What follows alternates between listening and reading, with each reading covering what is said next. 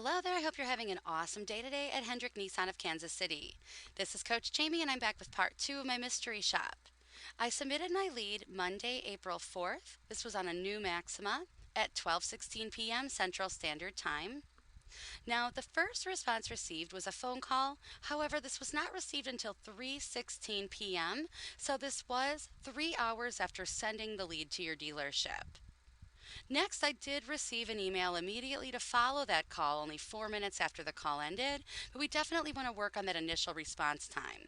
Remember, the goal is to get your customer on the line within 15 to 30 minutes of receiving that lead at your dealership.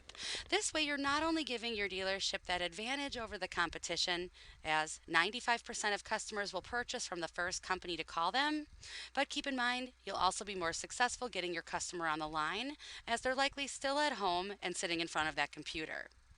So we definitely do want to work on that response time.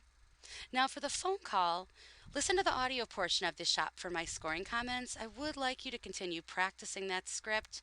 We want to include each and every step and process. Remember, the goal is to set that appointment. Now, for the follow up email received, let's talk about this for a moment. It was received in my inbox versus spam. Great job with that. You also do have a clearly defined attention grabbing subject line. Well done here.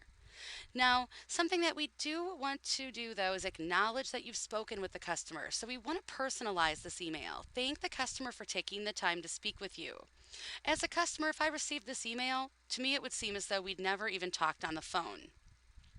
You also want to confirm the next steps with the customer. So if you didn't get the appointment on the call, you want to at least mention that you will be following up with the customer later on. Even if that's not something that was touched on the phone call, make sure that you're doing that.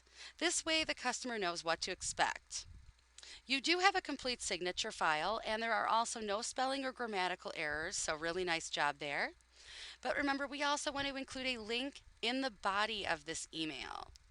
So this could be a link to your inventory, pre-approval, directions. If you're able to create a video introduction, I always feel that that's best.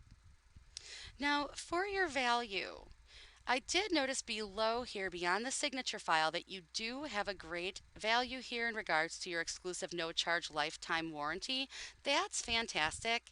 I am going to give you credit here. However, in the future, you want to bring this up into the body of the email. Keep in mind that most customers will not scroll beyond the signature file. So anything that you want them to see really should be showcased in the body of the email itself.